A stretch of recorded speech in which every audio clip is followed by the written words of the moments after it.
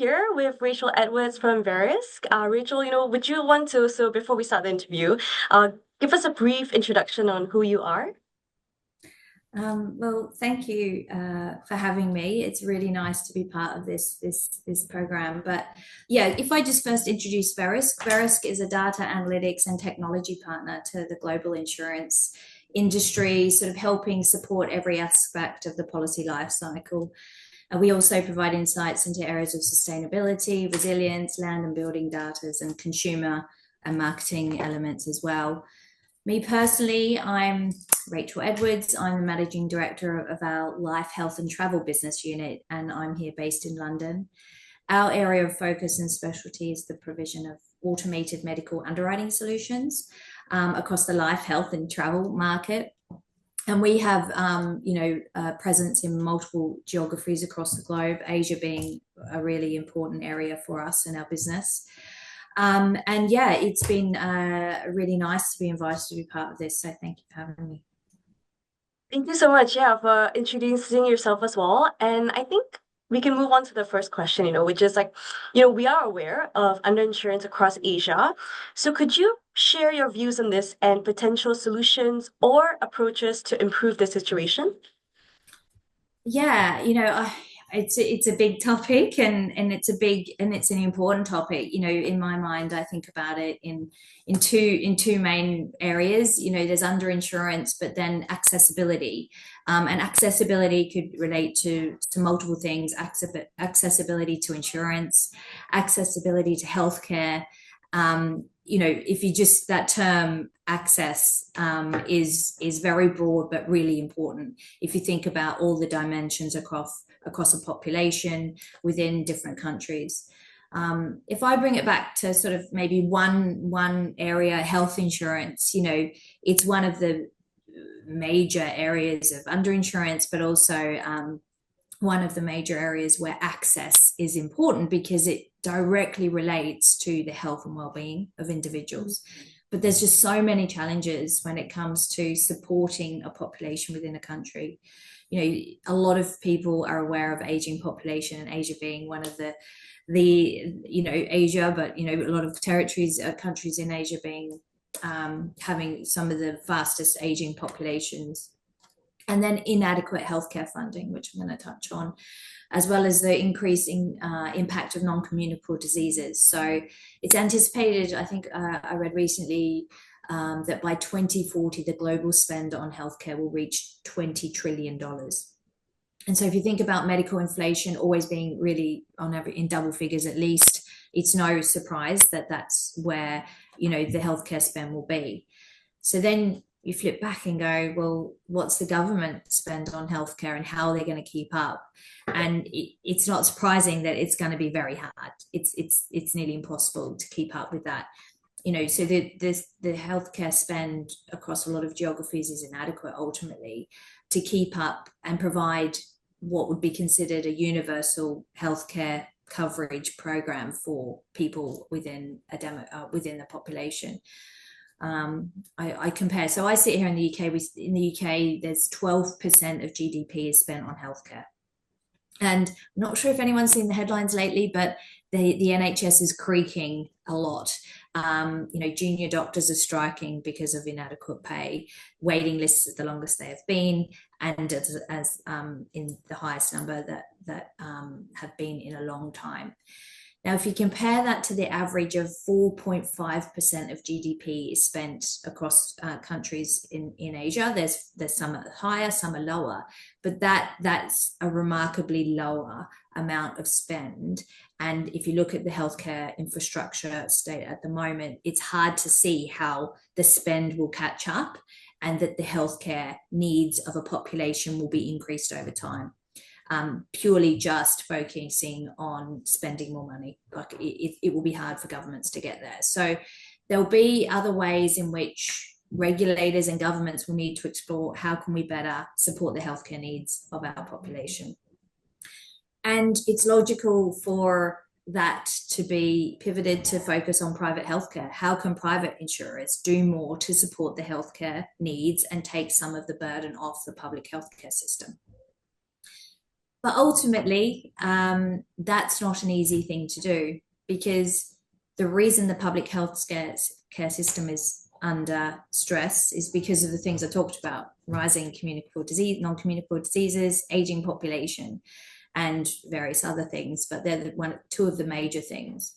But they're things that aren't usually really that coverable. Or, if you think health insurance, aging population isn't the highest sold type of policy, to those that might be considered within the aging population.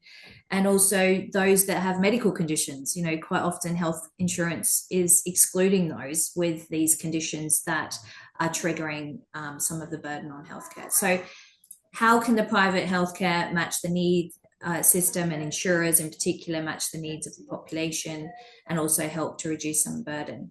Doesn't sound like a great opportunity for insurers.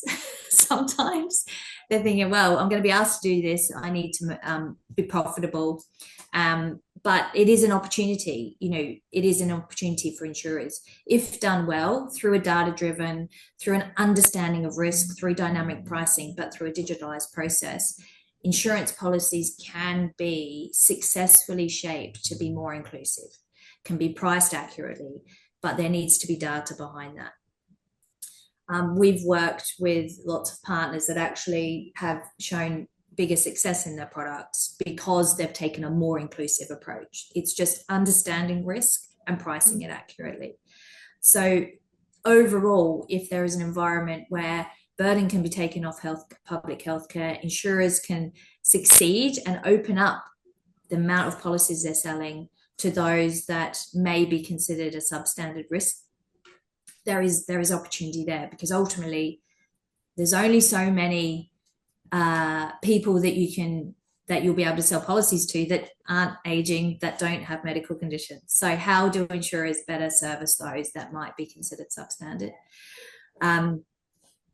I have a personal belief that we don't really want to leave people behind, and that we all want to help and support. We're all here to represent our business, but if there's a way that we can better support people to live better and healthier lives, then we should. And there is studies out there to show that people are willing to forgo discretionary spend to support their health and well-being needs. So insurers can do more of that. So it's a really big topic, not easily solved, but there is opportunities in there for insurers, and that regulators and governments are no doubt going to focus in more on this, because it's hard to see how healthcare coverage can be improved without those dynamics being reviewed.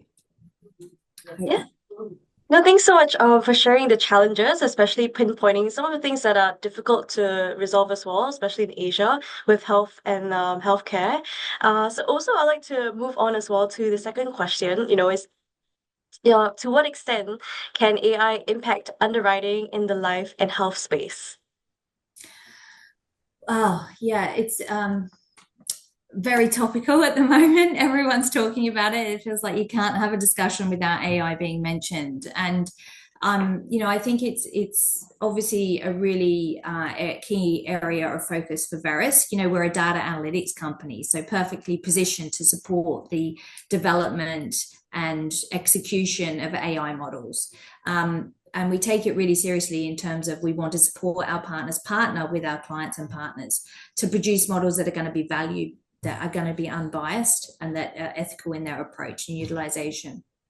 But I think if I bring it back to sort of the life and health space, one of the biggest challenges is ultimately the digitization process. The reason we've been able to develop globally, the reason that AI has developed is because there's now more computational power out there.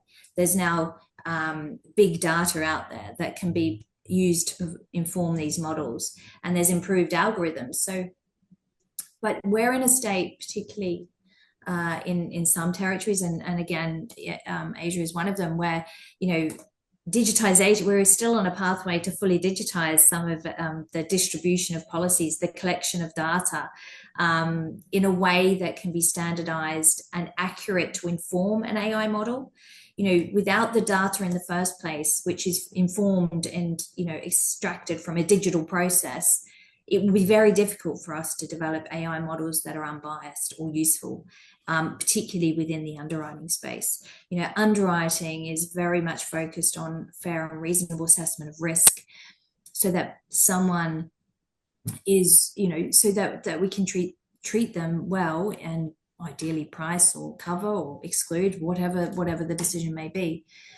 But how AI can be used, it can theoretically be used, but developing the models to inform that use is going to be bound and born from the data. And the data, I would argue, is still evolving, because so is the digitization process. But the other thing that's complex, that does complicate it, particularly when it comes to organizations trying to decide where to invest.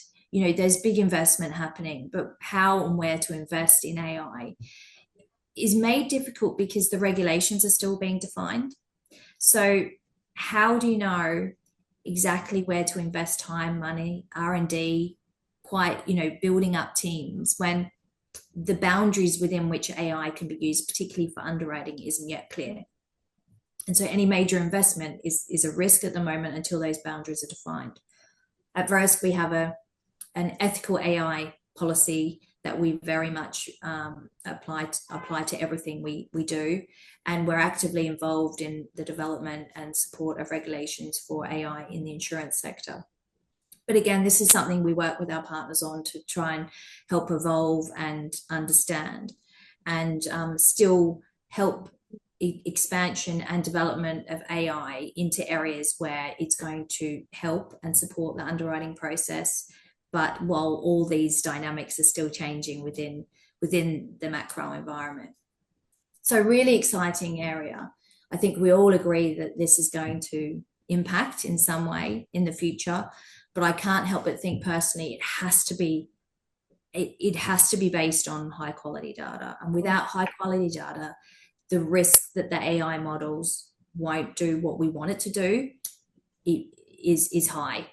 The quality of the data relates directly to the quality of the model, and therefore ensuring that it's working correctly and not biased and so forth. So we've got some way to go, in my view, and I think we've still got a journey to go on, from digitization, data, and ideally big data, to AI models when it helps inform underwriting. And it won't happen overnight, and we'll incrementally get there. But it is an exciting space, and in the future, obviously, things will look much different, I believe. Yeah, no, thanks so much also for sharing. I think I can sense that it's a very intentional approach that you're taking with AI. It's such a powerful tool, right? And we don't want to just utilize it just because it's there, but really for the right purposes, and to ensure that we don't get a biased approach towards the data that we are looking through as well. So finally, I want to move on to the last question. It's how's it possible for insurance companies to navigate the options to build, buy, or partner in the execution of strategy? Yeah, I sit here as a partner to the insurance market, and our partners, our partnerships are, I'd like to say, although I would, that we have strong partnerships, and the relationship we have with our partners, which are our clients ultimately, but they are our partners, because we have a joint vision in terms of what we want to provide and the execution of that. But ultimately, for organizations, and we're building products as well, and we also, Verisk grows through investment as well. There's all these decisions still to make over time, but ultimately, I believe the strategy needs to be born on an understanding of what your business or organization is strong at. What is it that where are the key skills, where are the key strengths, and how do you build on that? And acknowledging that, okay, it's not always right to be doing everything. It doesn't make sense to do everything. And that if the strategy is to expand into areas where that specialty doesn't necessarily exist internally, then you obviously look into the buy or the partnership space. Again, the buy strategy is very much, in my view, focused on how collectively the two halves can equal more than the whole. How do you accelerate growth or accelerate the strategy through that build strategy? And it's a high risk, high cost approach to growth, but can be highly successful. We've been one where our business unit was acquired by Verisk 7 years ago, and it's been terrific. And it's been very, very clear on what our strategy is, and we've managed to execute it. So it's a really good example where the buy strategy has been successful, and I know it's worked for other organizations. But I believe the partnership piece is a logical place where it's a much lower risk to achieve an extension of core capabilities, or both internally, but even offerings to your partners through a partnership approach. And again, we take partnerships, even partner with frenemies, is a term that's being used. In some spaces you're competing, but others you're collaborating. And I think we all acknowledge that the world is a big place, and we can, if we're working ethically and transparently, then that's a space we can be in. But the partnership model is low risk, low cost, because the low cost, there is benefit from the economies of scale that can happen through a partnership model. So each of those have their own value, but I believe should be anchored on the key strategy of understanding where the core strength is, where you want to go, and where that core needs to be accessed through a different mechanism, as opposed to just building it internally. Build is high risk and costly usually. So partnership is a logical space, I think, for a lot of organizations out there. So yeah, I hope that answered the question, and Yeah, no, definitely. Yeah, thanks so much, Rachel, for sharing a very methodological approach in terms of business model, business strategy as well, looking very future focused. It was really great in terms of listening to how you've managed to answer the questions in terms of like healthcare challenges, especially in Asia, giving some insights in the UK as well, and then also highlighting the importance of AI and utilizing it well with the data that's presented, and as well as finally, business strategy and goals. So yeah, thank you so much for your time, Rachel, and really appreciate you here at the interview. Thank you. Thank you so much, and have a lovely evening. Thanks for having me.